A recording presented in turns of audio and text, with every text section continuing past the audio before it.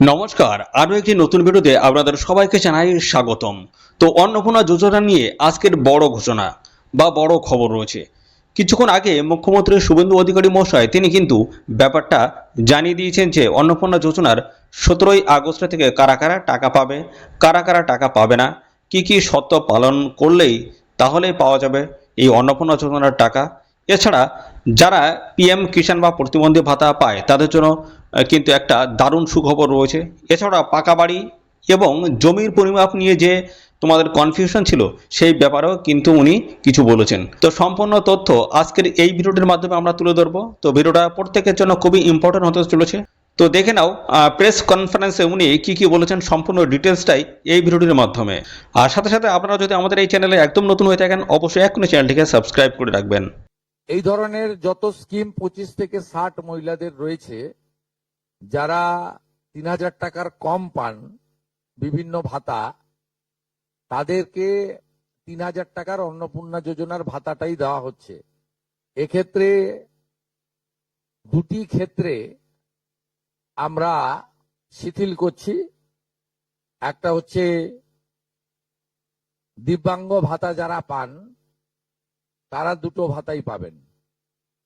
তারা দিব্যাঙ্গ ভাতা যেটা আগস্ট মাস থেকে 1500 হয়ে যাবে সেটাও পাবেন, অন্নপূর্ণা যোজনা 3000ও পাবেন, শুধুমাত্র ফিজিক্যালি চ্যালেঞ্জদের ক্ষেত্রে।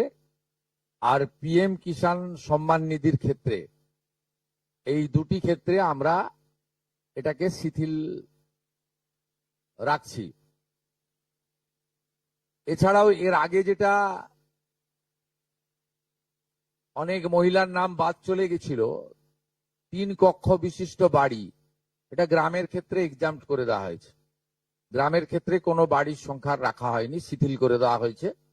অর্থাৎ গ্রামীণ এলাকার মহিলারা এবারে আরো বেশি সংখ্যায় সুযোগ পাবেন। তাদের ক্ষেত্রে গ্রামীণ ক্ষেত্রে 3 কক্ষ বিশিষ্ট বাড়ি, যেটা জুলাই মাসে ওই ক্রাইটেরিয়াটা থাকার কারণে অনেকে বঞ্চিত হয়েছেন, এবারে আর বঞ্চিত তারা হচ্ছেন না।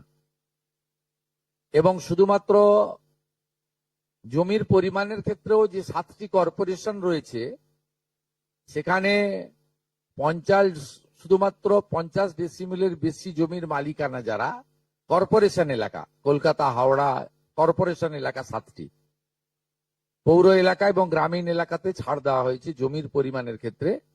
এর ফলেও আরো অধিক সংখ্যক মহিলা, গ্রামীণ মহিলারা বিশেষ করে, এবারে আপনার অর্থ পাওয়ার ক্ষেত্রে সুযোগ পাবেন। আমরা সরকারি অর্থ, নারী সশক্তিকরণ, নারীর অর্থনৈতিক ক্ষমতা বৃদ্ধি, এই লক্ষ্য রেখে প্রকৃত প্রাপকদেরকে আমরা দেব। এবং প্রাথমিকভাবে সংখ্যাটা 17 তারিখে মাননীয় মন্ত্রী মালতী রায় মহোদয় আপনাদের জানিয়ে দেবেন। 17 তারিখ বিকেলে, আমি সংখ্যাটা বলছি না, কিন্তু যে কয়েক লক্ষ মহিলা তারা জুলাই মাসে অর্থ থেকে বঞ্চিত হয়েছিলেন, এই 3 কক্ষ বিশিষ্ট বাড়ি বা জমির পরিমাণ ইত্যাদির কারণে তাদের ম্যাক্সিমামটাই এবারে আমরা সংযুক্ত করে দিয়েছি। তাই আমি বিশ্বাস করি যে আগস্ট মাসে প্রদেয় অর্থে 100% না হলেও 99% প্রকৃত প্রাপকদের হাতে আমরা পৌঁছে দিতে পারব। এবং এর সাথে সাথে অভিযোগ পোর্টালও চালু করে দেবেন, যে অভিযোগ পোর্টালেও আমাদের দপ্তরের গাইডলাইনের বাইরে গিয়ে কেউ যদি পেয়ে থাকে আপনারা তথ্য দিয়ে সাহায্য করবেন রাজ্য সরকারকে। আর এই গাইডলাইনের মধ্যে থাকা কোনো দিদি বা বোন যদি বঞ্চিত হন, তিনিও আপনারা আবেদন করবেন এবং এটা কন্টিনিউয়াস প্রসেসের মধ্যে থাকবে। এবং আমরা বিশ্বাস করি আগস্ট মাসে যে তালিকা হবে, এই তালিকা আপনারা সবাই অ্যাপ্রিসিয়েট করবেন। এবং প্রত্যেক মাসে দ্বিতীয় সপ্তাহে, যেহেতু সরকারের নিজস্ব তহবিল থেকে এটা দিতে হবে এবং টাকার অ্যামাউন্টটাও খুব বড়,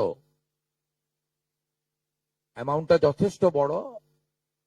আমরা নিজেরাই 17 তারিখে ট্রান্সফার হওয়া টাকার সঙ্গে 3,000-কে গুণ করলে নিজেরাই দেখতে পাবেন যে কত বিরাট পরিমাণ অর্থ সম্পূর্ণ পশ্চিমবঙ্গ সরকারের অর্থ থেকে দেওয়া হচ্ছে।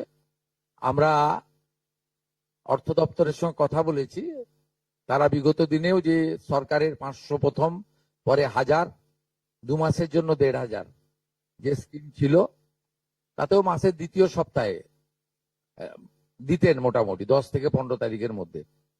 এক্ষেত্রেও প্রত্যেক মাসে 10 থেকে 15 তারিখের মধ্যে যারা বৈধ প্রাপক হিসেবে চিহ্নিত হলেন তারা পেয়ে যাবেন।